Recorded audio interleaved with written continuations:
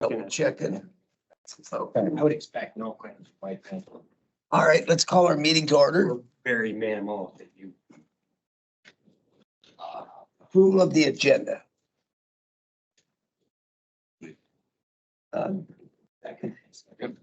Second, Jeremy. All those in favor say aye. Aye. Opposed? Okay.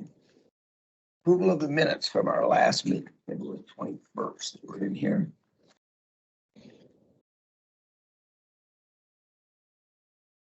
Make that motion. Doug will make it, okay. Second, Second. Jeremy, okay. Any changes or corrections? If not, all those in favor say aye. Aye. Opposed? Okay. Public comments. Do we have any public comments? You here for that or for the public hearing? For the landscape? Yeah, correct. Yep. You want to wait for that? Sure, that's fine. It's what it would apply. Okay. All right. Thank you. There's no other supervisor here today. We're right to you, Cody. Are you ready? I'm ready. Yep, I'm here today and ready. You're here today.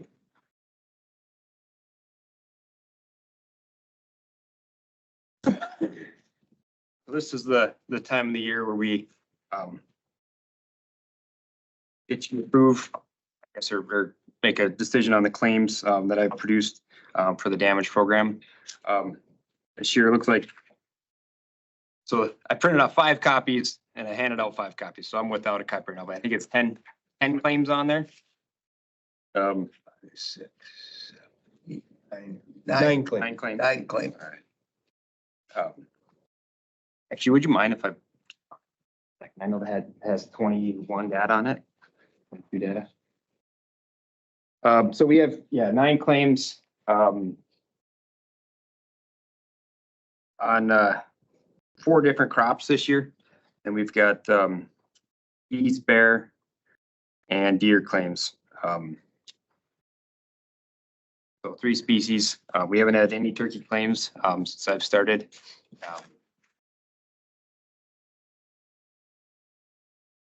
So I guess starting off, I guess we can go through them or one by one, just talk about them a little bit, or do you want to just? I would say just, let's just go down each one. We can just ask, they repeat, are the people doing this every year and not trying to do anything or? Everybody has abatement. So to be eligible, we have to do some sort of abatement. So Okay. shooting permits for deer, shooting permits for geese, shooting permits for bear. Okay. We haven't had any shooting permits in Polk this year for bear. Yeah. All right. Yes, abatement is also public hunting is part of that. Okay.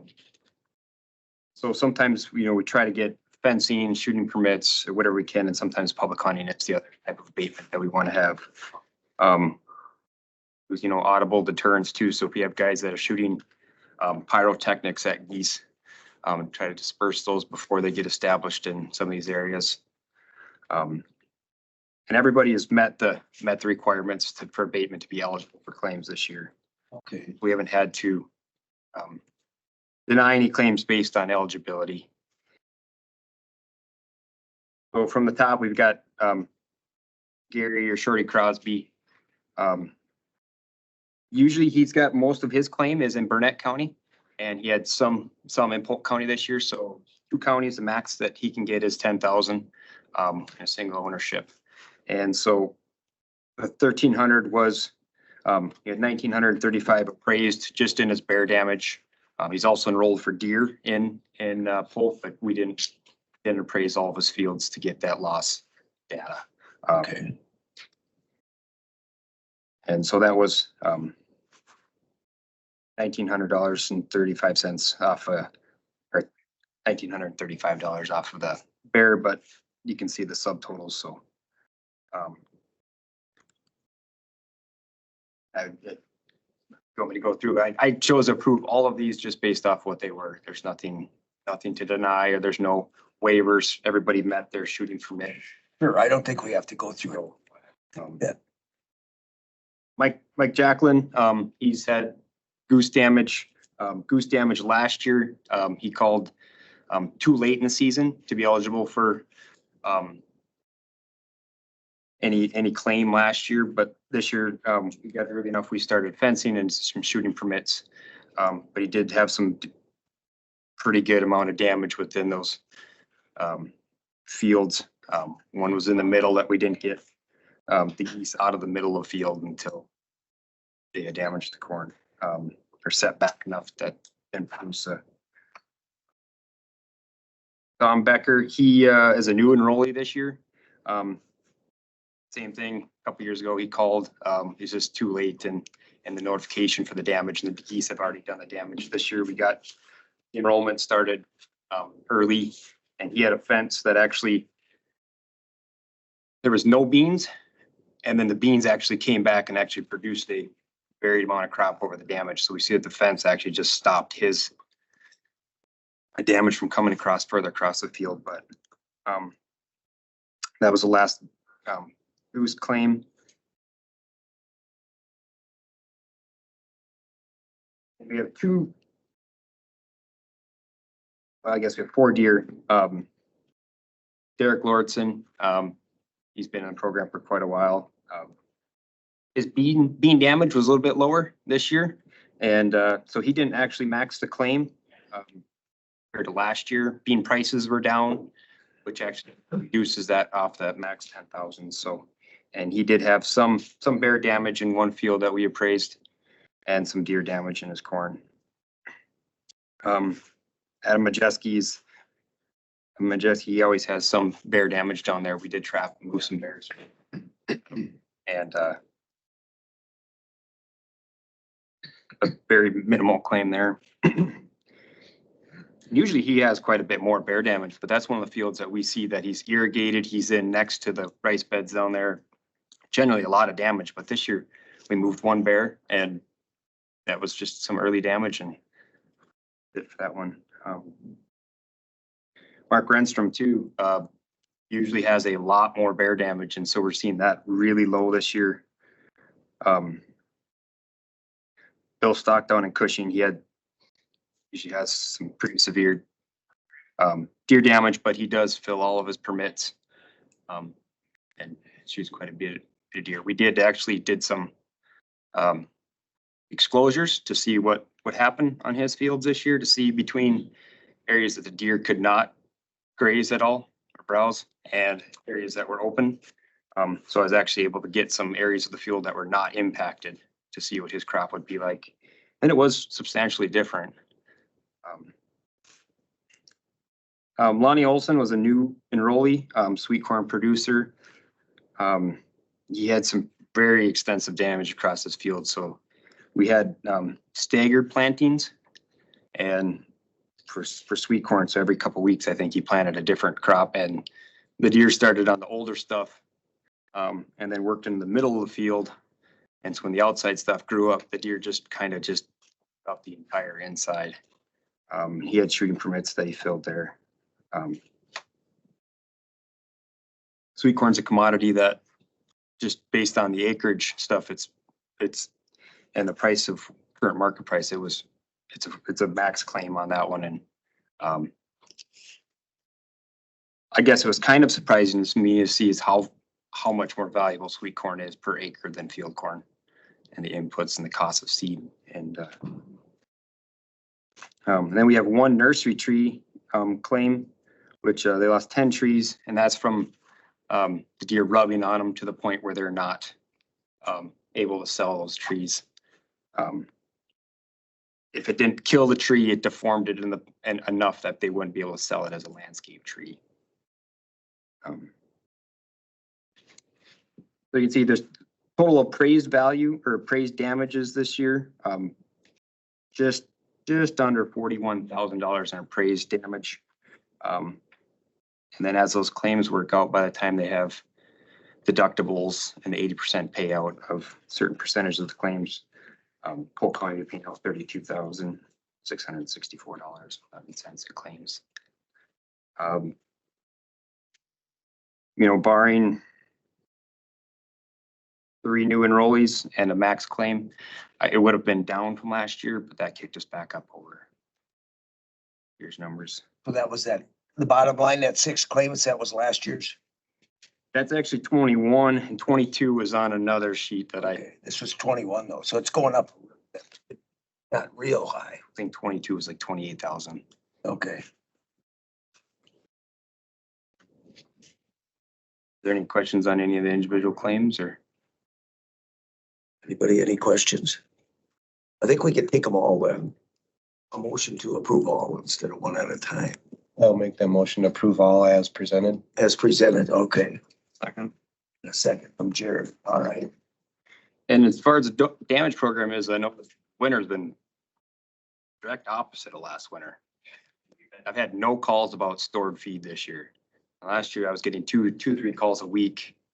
A lot of wheel time going around and trying to help people out with stored feed issues. And this year we haven't had any calls, None. which is good, I think. I hope it just shows that the deer have plenty to eat. Hope there's still deer there. And one thing that there's some new bills that are getting introduced in legislation right now. One pertaining to deer and one pertaining directly to our program for bear stuff. Until those get hashed out, I don't know, there's something maybe to look into, but see where they actually go with those. I know just pertaining to the deer, there's one that says that they don't want to have any bonus tags in the northern forest, which Polk County isn't in, or central farmland, but northern forest. But that could directly affect our program because those sales of those tags go directly into our program. So if they choose to remove all of the tags from the northern forest, it could have an impact, but I don't know where the legislature is going with that. So Sure. Um, All right. as we'll see, I've seen photos of alfalfa growing already in Barron County. So guess I'm getting ready for the big summer work already in February. Already, okay. So we do have that motion here, so then all those in favor say aye. Aye. Opposed, okay. Do I have to sign those? Okay. With ink. Ink, not a pencil, okay. Okay, I'll kind of do it as we go here, because what else do we have that we can get through? NARTAC update. Mr. Norjack, Yeah. Mr. Johnson. I would defer to Tony. This was his first, Oh, he was there too, to the yep, meeting? his first Oh, meeting with NORTAC. So I figured I would defer to him for a, for an update. Yep. Yeah, so You want to come up? You're gonna be on TV. You gotta come up to the pedestal. You know, all right, yeah, so I had attended my first NORTAC meeting as in my new position here, and I found it to be quite informative and beneficial. It was nice to hear from all the surrounding counties and what they have going on with their trail networks, how they deal with certain things. And then also hearing from the different involvement of NORTAC at the state level with some of those committees. Some of the things that were discussed at the meeting included grants for ATV campground facilities. The council's looking at funding those at 50%, provided that those campgrounds are located within a reasonable distance of ATV trails. And also they touched on bridge inspections. That's going to be part of the grant process, making sure that those bridges have been inspected by engineers. There's also a survey out there regarding trail use. It's been probably not used very much this winter with the conditions we've had. So, but there is a survey that's available for users. Another discussion that came up, and I think this is going to be some future discussion at future meetings, is maybe looking to come up with some sort of consistent emergency location signage on the trails between counties. Right now, different counties are using different systems. So there's going to be some discussion there on kind of collaborating and seeing if we can come up with a system that'll work from county to county. So as people are traveling between counties, you're not going from one system to another. And I think that pretty much covered it. Next meeting, we talked about sharing some of the grant projects that each county are working on. So at that next one, I'll prepare some of the projects that we have going on to give an update there. But otherwise, like I said, it was great. I enjoyed it. got to meet some people, counterparts from other counties. And it just, I think it helps me in learning my new roles. All right. Thank you. So that, just for a question, our signage that Polk County did put an address on just about every trail crossing. You know, for Yeah, emergency. We have fire numbers on it, Yeah, and different counties have. Using different systems. Yeah, there's about 4 different systems that. oh, so they're putting GPS location or something, is what they're doing, 4592 or something, yeah, okay. Some of them are trying to put physical addresses on, but what they're running into is ours works great for Polk County because we have intersections relatively close, but if you get into some of the bigger counties, they have intersections every 3 or 4 miles on these trails, so they don't Yeah, know how to, if you're in a fire between fire numbers, how do you call that in? sure, okay, Yeah, so there's gonna be more discussion on it and see how feasible it is to collaborate, but yeah, like some counties are using address, some are using GPS. send that bridge inspector up to luck, I think he got hit again.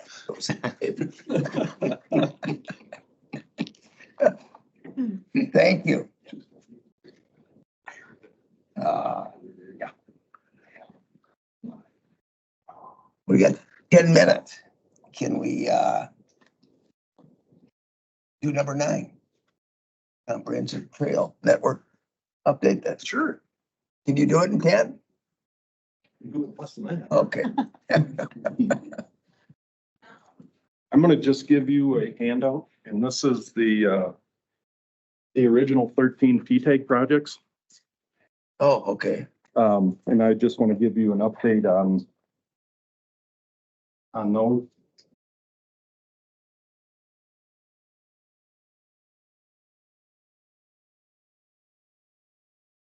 So I just want to give you a rundown of these original projects. So if you look at the numbers on the left-hand portion, they actually start at 8, run to 20. So if I'm referencing anything, it'll be those far right numbers there. Currently, number 13 and number 20, we have not done anything with those 2 projects yet. And one of the reasons on 13 is the D.D. Kennedy Algren connector. That was the road on 150th that they wanted us to widen to connect D.D. Kennedy to the Algren property. But 150th just got redone by the town of Garfield.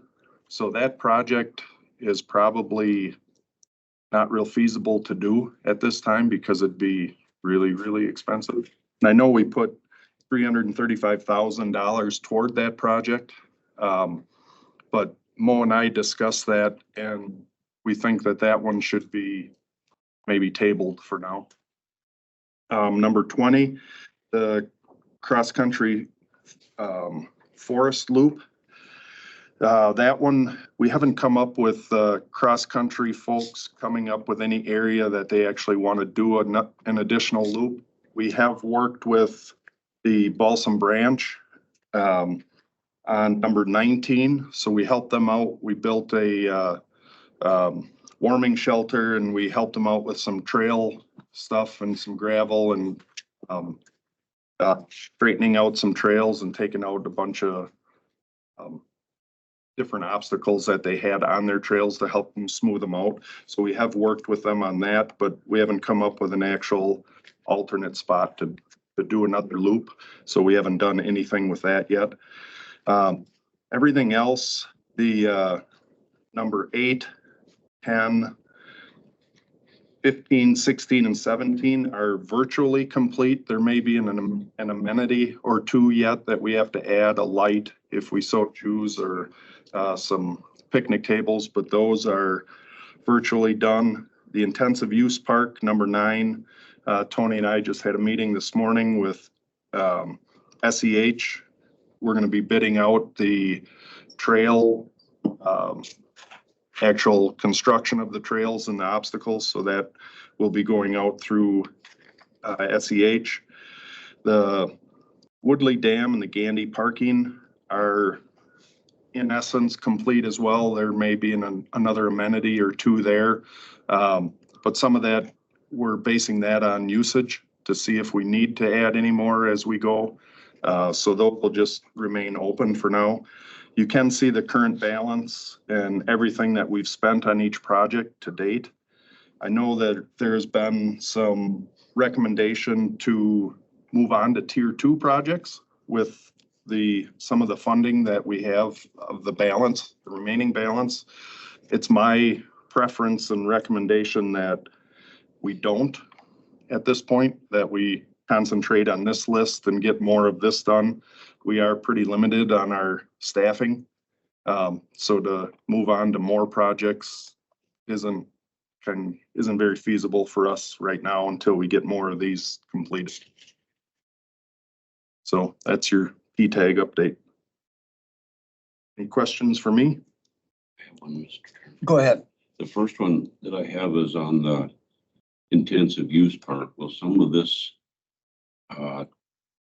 money be deleted at some point because of the grant or not? Correct. Yes. Yep. We received the grant for that. So a lot of that money will not be spent. It will come off the grant. So that'll go back into the original coffers for the P-tag money. The second one I have, you saw a printout on just Polk County amenities, I guess you call it.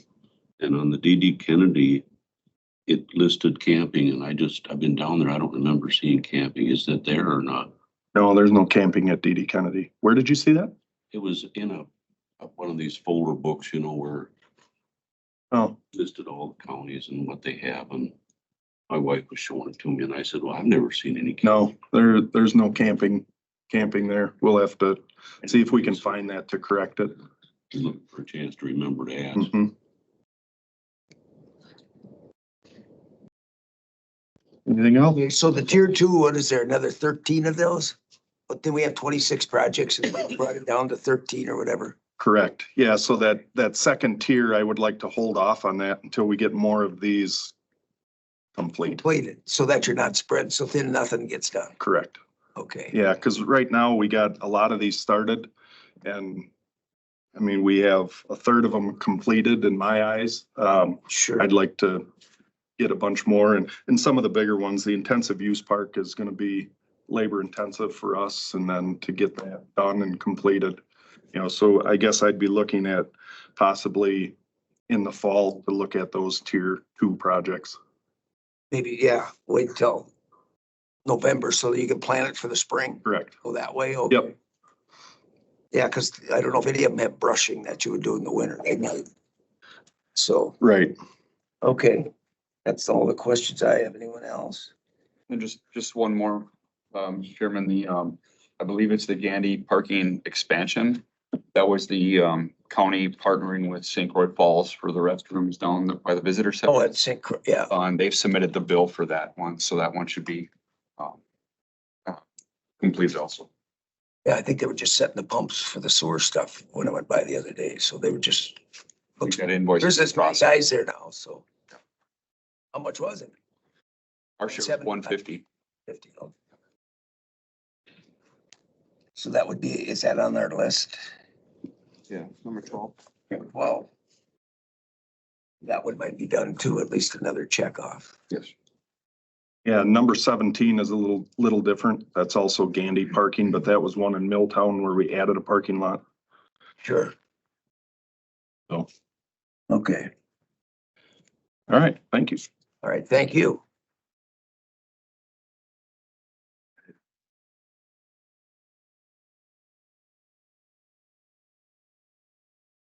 Five minutes litigation update. We don't have to go to closed session. March, hold on. Check up, make sure I didn't miss one. March, at 1:30 is the new date for the oral ruling, because, New date. Judge Tolan, rescheduled from January 19th.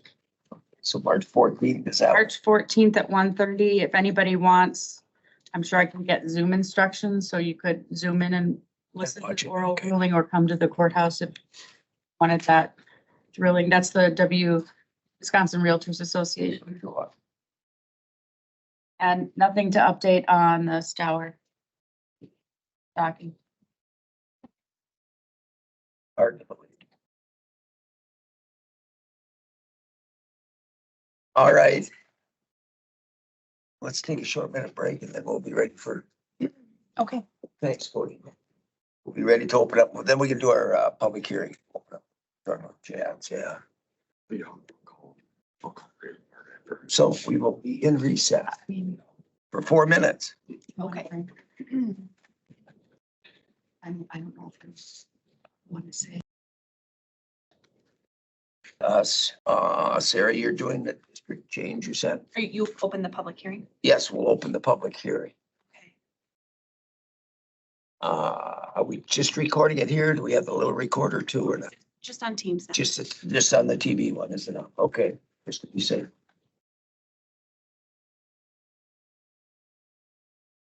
You are hearing the request from Munson to do a district change. I'll provide the findings of fact to the committee. The request concerns the southeast quarter of the northeast quarter in section 6, approximately 39 acres down in the town of Alden. And Claire was going to put the aerial photo up on the screen at her convenience. The request is to rezone this 40 from Res Ag 5 to Ag 10 district. The purpose of the rezone is so the applicant can host wedding ceremonies. The town of Alden did meet and approve this rezone request. The surrounding land is zoned Res Ag 5. There's approximately 2.5 acres or so of delineated wetland, and one area of undelineated wetland, but there's no floodplain on this property. The access to the property is off of 170th right here, which is the town road.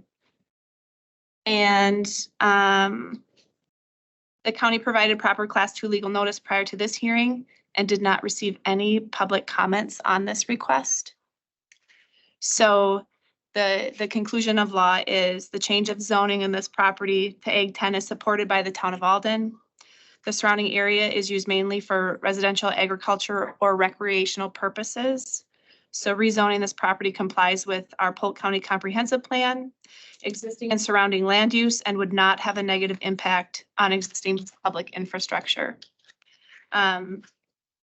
So at this point, the staff recommendation is to recommend the approval of the rezone to agricultural 10 A1 district.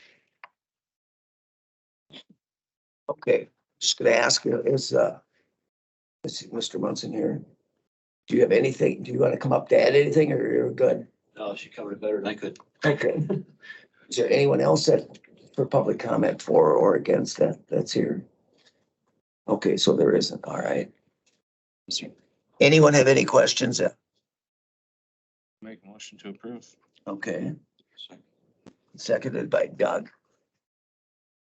To approve and move it to the full board for consent agenda. All right. Is that the right motion then? Yes. All those in favor then say yes. Aye. Opposed. The same. No. Okay. That one and this moved through. That was the full board. This month or next? Oh, Because the county board is not meeting in February, it will be on the March meeting. okay. All right. Get information from our office. So we'll close that public hearing. So that we can open up another one. So next public is 8B would be for the changes in our ordinances. Tim, you're gonna do that. Are we gonna go ordinance at a time or how do we wanna? We certainly can. Or do some background and then we'll see if we have some public comment. That's totally fine. And we do have some. Yep, I handed those out. Yep. So we did receive 2 public comments. Those are in your packet at the back side of your packet. We received two of those. In addition, staff had some contact with the Department of Natural Resources regarding the retaining wall since it was in the shoreland area. So they have a few additional comments about that. So I'll leave it at the discretion of the committee. We have some people here that would like to talk about that. And I think they have valid points that would like to be made. So we could certainly talk about that first if you wanted to take public comments, or do you want me to go do a little background first? We probably should do a little background. I'm thinking, do we do like the general, the shoreline or whatever? Break it up a little bit, Sure. but to give some background to show what we did change. So then the public comments. Yep. If they. Yeah, we can go through those. We can go through one at a time and go through the comprehensive. And then if there's comments on that, we can Yes. go through that. And then we could go through the shoreline, do the same thing. Yes. One at a time. So the 5 sections of the ordinance that are part of this amendment are the comprehensive land use, so our general zoning code, shoreline zoning ordinance, our subdivision ordinance, Board of Adjustment provisions in Article 2, and then rural addressing. Ordinance that have been amended as part of this ordinance amendment process. Class 2 notices were sent to the paper and published on January 24th and the 31st of 2024. Text updates that you guys have in front of you in paper copy based on the homepage, the main page of the county's website, and the little black box to make them emphasized. So they've been out there for a few weeks as well. Just as context, most of these edits are fairly minor. A lot of the blue ink you'll see throughout here is just numbering changes. And that comprises the vast majority of the updates here. And for the benefit of everyone that hasn't been here, I can go through the changes one by one if that's what you'd like. I don't know if we have to go through each one unless there's some comments on it, I guess. Sure. I mean, we've only had comments basically on a few things on this one. So Yeah. I think we should. The comments, the public comments that we've received have been regarding the retaining wall. Yep. And then if we have any public comment here, then if anyone brings anything else up, then we'll go through it, I think. Yeah. If that makes sense to everybody to That sounds speed it up a little bit. good. Claire, if you could pull up the comprehensive ordinance.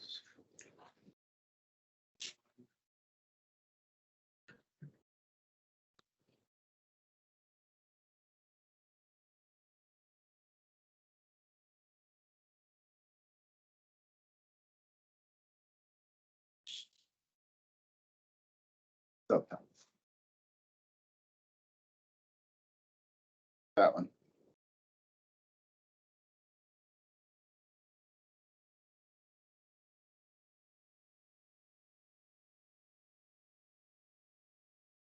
It's in Teams. We show this, I think this is in Teams right now, is it? Yes. Can we show it with the desktop app? Not even under editing?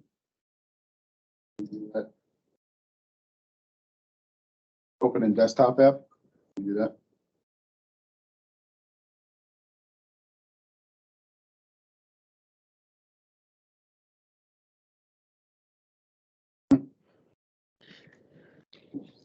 I believe that this account has the Microsoft Office licensing for. Oh, okay.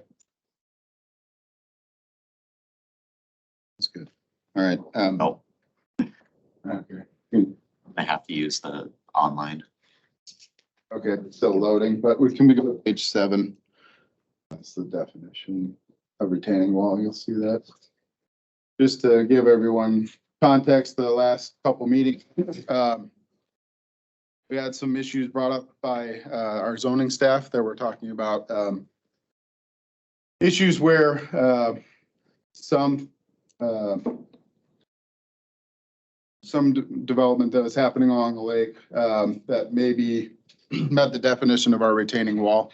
Meaning that a single row, not stacked, of boulders or different materials was maybe getting not meeting the intent of the ordinance. So there was an attempt to rectify some of that information by updating the definition. Scroll down a little bit further.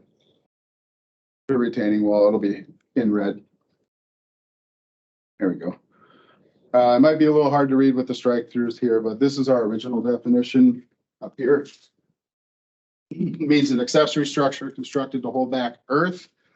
Retaining walls are usually constructed from stacked timbers, concrete, blocks, planks, steel, and boulders. Single row of these materials or landscaping borders are not retaining walls.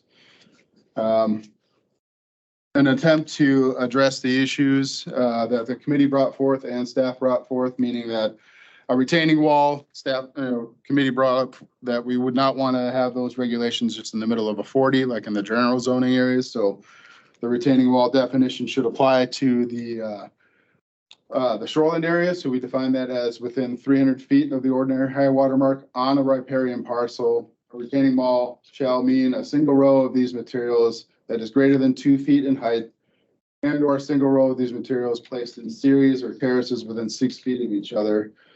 In all other areas of the jurisdiction of this ordinance, a single row of these materials or landscaping borders are not retaining walls.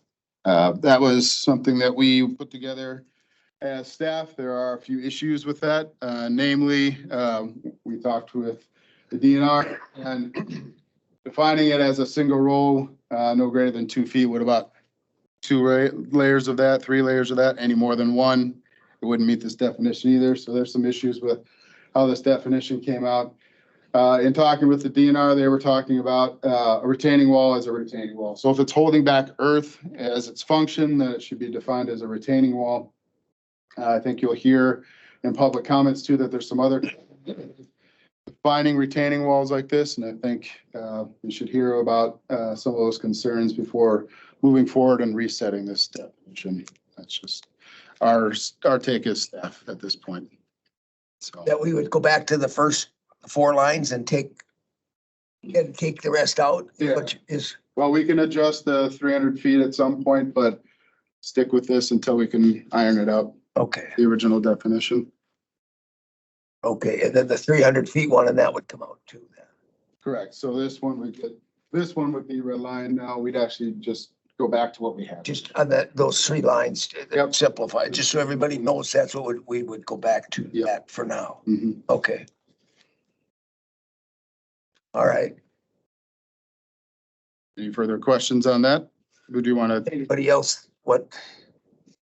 Because that's all our comments will be. I guess my only question, just to be clear for me, is we're going back where we originally were, but we are adding the new paragraph on the bottom with 300 feet. No, that's the one we're taking out too. No, That'll be striked out too. That'll be struck out too. I guess the only question I had was that means that technically you have to have a permit to build a wall out in the country, and I don't agree with that, but Oh, I see what you're saying, to get it so it doesn't cover everything, yeah, that it would only be within the 300 feet. Okay. that's what. Yeah, that's what we were trying to get it out of the original jet. intent was, Yeah, just to get have it in just the in shoreline shoreline. District.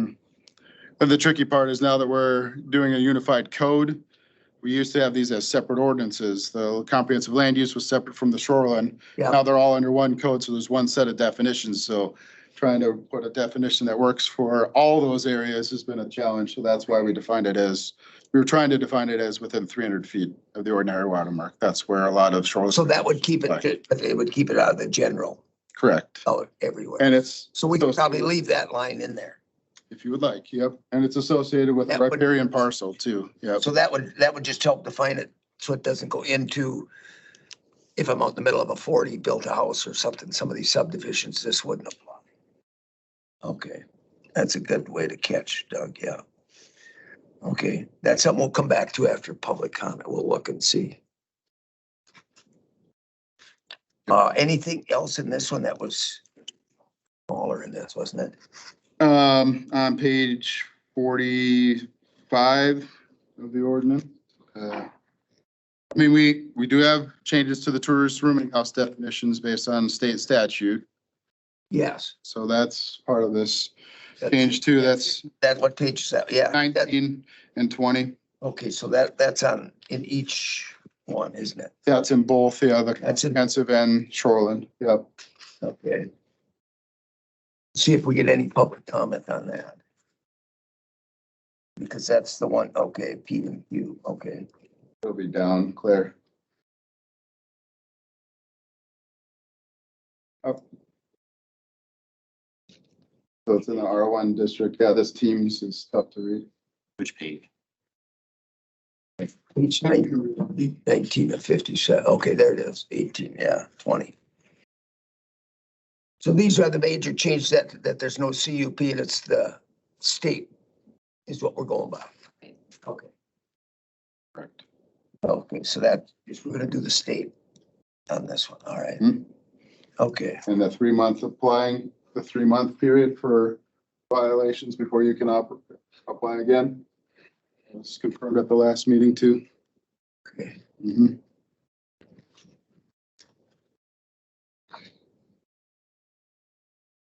And that's the major content ones. The rest are just Page 45, when we're talking about bunkhouses too.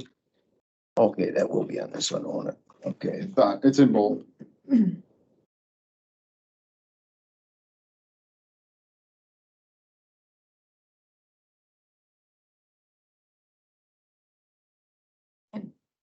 A question on P. And which one? On the, Page net 20. yeah, page 20. Back to page. Oh, it's further down. Is that all air? Sorry, not Airbnbs. Tourist rooming houses. Yep, the tourist rooming So houses. every tourist rooming house has to have a minimum rental period of 7 consecutive days. Yes, so they can do it 4 times a month is all. So it isn't every In, 3 days and stuff. That's what the state has. in the area that these ordinance have jurisdiction. So obviously not in cities and villages, not in these areas, but in the areas that this ordinance has jurisdiction. We rent out a farmhouse. But if it's over 7 days for 30 days, then this doesn't apply. Then it's a normal rental, Long term, yeah. long-term rental. No, it's a short-term Airbnb. It's a 7-day minimum if you're out in the middle of nowhere. That's state, yep.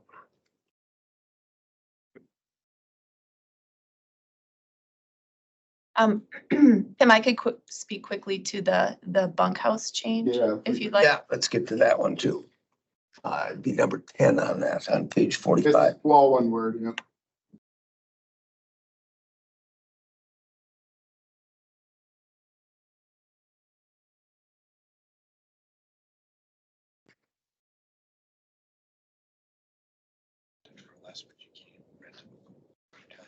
Here we go. The initial conversation, about There you go. about this item was more for some clarification.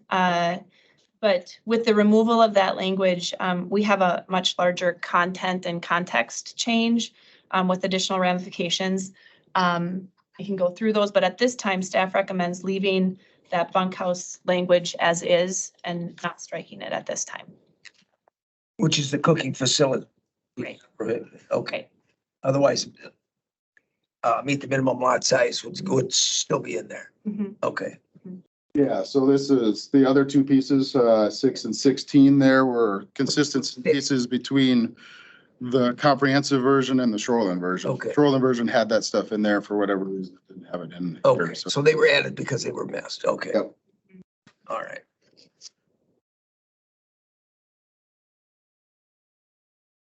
Those are the major changes for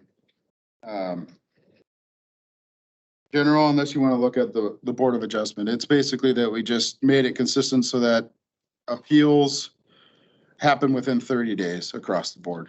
So in every section of the ordinance where the BOA gets referenced as to when they can do appeals, there were some places where it said within 30 days and some places it said within a reasonable time. So we just made it consistent 30 days. 30 days everywhere. Okay. And then the BOA asked me, the members at their last meeting asked about, is there a place in here that we can have that if you're gonna have any information, it has to be here in 72 hours before the meeting. And then the members would have to have it at least 48 hours. So they don't get it when they walk in. You know, because some of those get handfuls of papers, it gets, it's legal stuff. They want to maybe look at it or for an appeal. they should have a day or two at least. So I'm wondering if there's a place that they can't just walk in last minute. Since council is here, can I ask her a quick question about that? Yes. Can Ask. can we change that to our internal process and mandate it, or does it need to be in the ordinance? Or can we just say, this is our internal process and this is how we operate? Well, a couple of things. Certainly, yes, but generally, if we don't speak to it in the ordinance, it would be up to the chair of the Board of Adjustment or the acting chair of the Board of Adjustment that's running the meeting to determine whether or not to accept a particular item as an exhibit for purposes of some type of public hearing. Sure. You put it in the ordinance, and I don't think it would be a substantive change where we'd have to republish and do a new public hearing. I think you could certainly add it in there.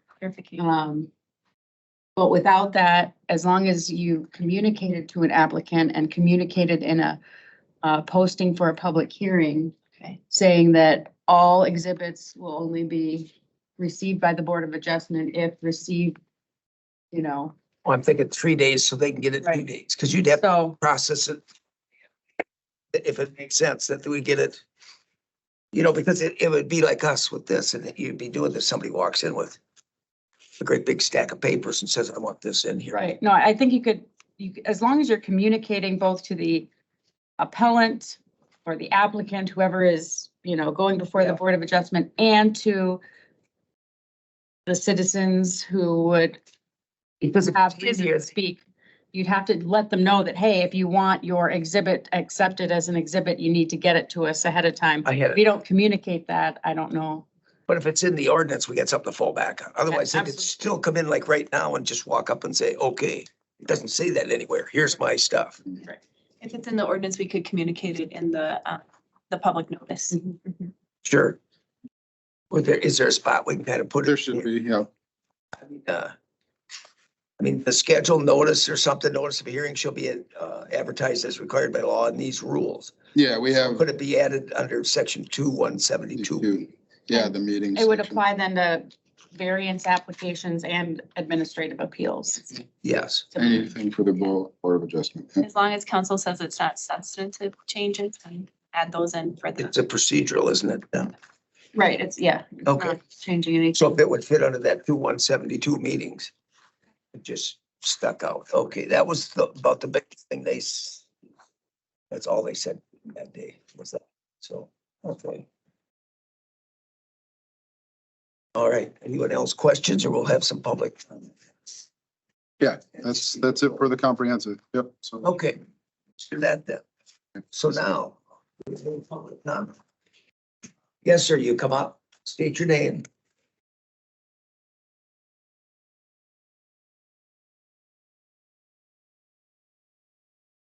My name is John Hall. Prolon, across the street here. And I've just got a couple comments on, the border / retaining wall changes. I'm glad to hear it sounds like we've kind of slowed the roll on it a little bit. I watched the, meeting in January and it seemed like there was enough confusion, between just terminology and the board and everything that I didn't make a hasty decision on that, but, my fear on that is I know that gets abused sometimes, and most of the time when I'm seeing it abused, I work waterfront almost every day. I see a lot of projects, and I see a lot of stuff that I know is not supposed to happen. I spend a lot of my time, I spend a lot of Saturdays with homeowners, informing them about zoning and shoreline zoning. It's a huge part of my day, week, time, and, it upsets me when out-of-town contractors come into our area and do things that, I told a homeowner that they couldn't do because it's not legal. So it does happen, and I think it gets abused. I think the photos you showed were a good example of probably not what the intent of that rule is, but my fear is that there are times we do a lot of boathouses, and 95% of the boathouses we do are built into the ground. Much like a walkout foundation is. And it's very difficult to get the drainage right on those without having some type of a small knee wall, border, whatever you want to call it, down in the front so you can get the water to chase around it and not come in and have damage. Boathouses are inherently wet already. We actually they're putting dehumidifiers in a lot of them now because of the moisture problems. So, and I don't know the way that the River Valley or the St. Croix River Valley, whatever the terminology for the zoning is. I know you guys have something in there that's called like structural erosion control. And I know that we can have a retaining wall within 75 feet of the high water mark. And I think the real challenge for, rewriting this language is trying to figure out what that border is and making it work, because I'm afraid that people are gonna put these practices in place, get a boathouse permit, and then all of a sudden, I hear it more often than not, well, the landscaper will fix that. They get themselves into a spot where they've constructed this practice that's been approved on a back of a Polk County permit sheet that doesn't have any elevations or show anything, and now they've got this hole in the ground, and they can't figure out how to restabilize it, revegetate it, and fix what they've created. And they come back and say, oh, now I've got to have a wall up here. There's no way I can hold this bank back. Well, and I don't think you guys probably have the resources to police that up front or even police it after. So I'd just like to, like you said, make sure we just slow down. We look at this. I'm really nervous that if you take that away completely or make it to where they're small enough where they don't work for what we need to try to do, that we're going to have these structures in the ground that we're not able to fix right. And there's going to be water issues and repairs and lawsuits, and water is the enemy in my line of work. We have to shed the water everywhere. And so that's pretty much what I'd be happy to, sit down with somebody or be part of something if you want to talk about it as a whole. And I know there's gray areas between the DNR and the riprap and the shoreline and the high water mark, but it's not going to be an easy one. But I think you got to get the language right, and hopefully we can make something work out that still works and is, acceptable for both the client and for, the stewardship of the lakes. Thank you. All right, thank you. Anyone else? Public comment? Anyone else? Well, all right, so then it's just the ones, I don't think we really have to read these in, do we? But are you gonna exhibit these that they were at least put in to the file?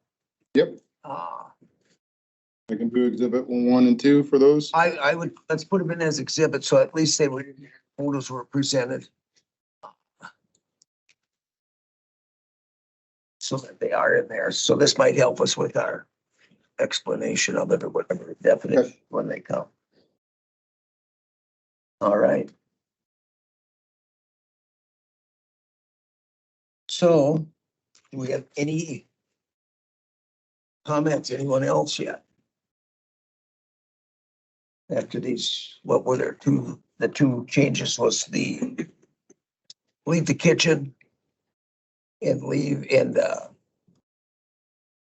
retaining wall plus that last sentence for the 300 feet, wasn't it? Leave in, to put it in general. Yep. Well, if there are no other questions or anything, They could. I would take a motion to approve, to move. This goes to the full board, doesn't it? With the With the changes the changes that you just talked about. that I just said. Okay. The changes that wouldn't be changes, is that what we're trying to say? I mean, because they're going, we aren't deleting. Yes, the context changes, but then the addition of the 300-foot Right. sentence. That one? Yes. And the furnace went back, yeah, so that, just the two changes is all we made here today. Got it. So what's our chances, Malia, that I can go on the consent agenda with the zoning one? I mean, that's up to you. Could we do that from the full board or not, or do we have to have the full board argue about it for 5 hours? I For the guess, administrator, do you think it'll come up and we have to sit and go through another presentation, and that people, they were interested, should have came here? but we know that doesn't happen. So I'm just wondering. Maybe if you had like a cover sheet with a bullet point of these are the changes. The summary, Oh, have a summary with, yeah, executive summary. maybe can we put And one you as the together? chair of this committee say why it's in the consent agenda. Right. Why it's there, because, you know, otherwise, here's our packets for the full board. Otherwise, a lot of it is just cleanup. So you could probably do a bullet point, especially with some of these more substantive Yeah. changes being pulled. Yes. So, I mean, we went through the two that were really, the rest, if you go through it, were numbered. But do you have a motion on the floor at all? Right? No, I do not yet. That's why I'm discussing yet to see it. I would add the BOA changes that you want to hear too. In that. Oh, the BOA, it was, yep, the BOA one was in there for the, And that's really just cleanup and procedure. that's a procedural one. Okay. So if we had a summary page of this and got it out that way, we wouldn't have to send this whole thing out in a packet is what I'm looking at to everybody. So we could, Because most of them won't read it or they will, and then, after the fact and then fight it. Yeah, of course they will Kibosh. after the fact. yeah, okay, we can try that. Let's put it, okay, well, I'll see if the motion maker wants to do that. Make a motion to, we're just gonna send summary to the board. Further, No, the whole thing with the summary paper, we're not gonna send the whole no, to that's them right. What I'm saying. with our changes that we did today, Yes, and we'll put it on the consent agenda. yes. Okay, is there a second? I'll second. Okay. All right, any other questions then? If not, all those in favor say aye. Aye. Opposed? There, because otherwise, this is quite a packet to send out to everybody and stuff, you know. And some probably will read it, some won't. There is anything can always be taken off to discuss. But I would say send a summary sheet and stuff, then they can look it up by page number and stuff. Because you pretty much have that, don't you? Yeah, I do. Mhm. I would think after this many times that it's there. Well, good. So us on the board will save our pack, so you don't get sent another one. Public closed. All right. We are down to, You gotta close public. Sarah's hearing. asking if. close the public hearing then after the vote. Yes, I'm sorry.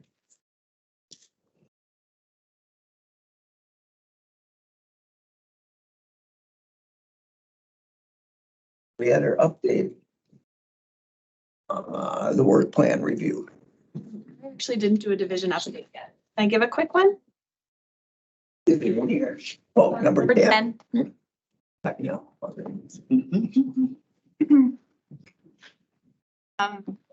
It's a really quick one and it's an important division update, but I'm just really pleased to introduce to the committee our new Polk County surveyor, Ed Flanham. He is in the back corner. I'd like to put a face to the name. So if anybody doesn't know Ed, he is settling in nicely to his second week as our surveyor. And feel free, his office is located downstairs in our land information area combined with land and water resources. So Ed Flanham. Anytime if you have any questions. Yes. And second of all, we're also thrilled to let the board know that Logan Hacker is our new Polk County zoning administrator. As of this week, accepted the title change and will be moving forward with that role. And Mr. Hacker, if you don't know, is present as well. So with that, we'll be moving forward, building his team and the zoning specialist as the backfill for his position, and the compliance zoning technician positions are both posted on our website, and we hope to move forward with that recruitment process as soon as possible. Forward to starting right in. Yep. Not quite today, but. So really, brief today. Any questions for me? May I ask? Yes. Are we then no longer using the consulting group, or is that over? Should I'm be. excited.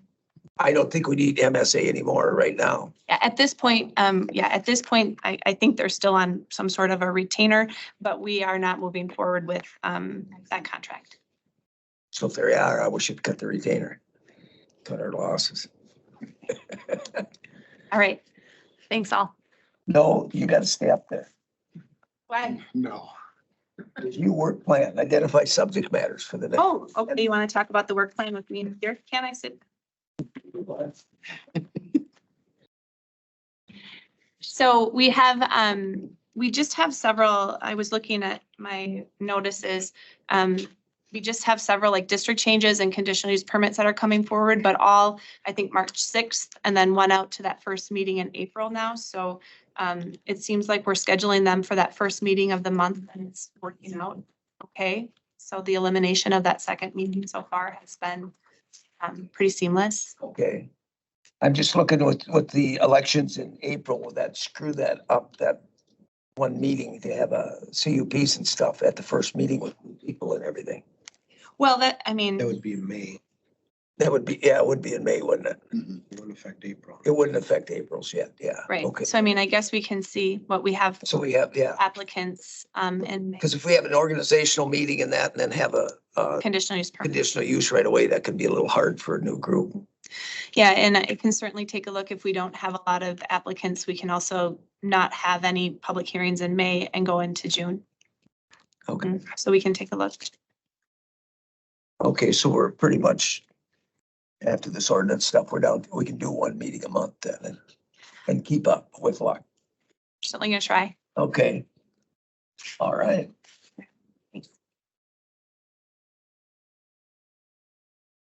Should cover us.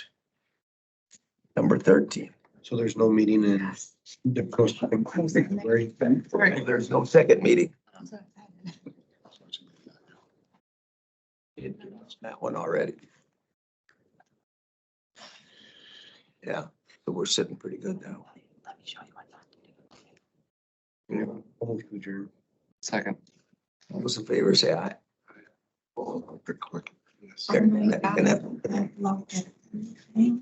Efficiency at its best. Yes, finally. I Brad wasn't here, so that's an hour. said it, not me. I was hoping it's right on the end, so. Better. All right.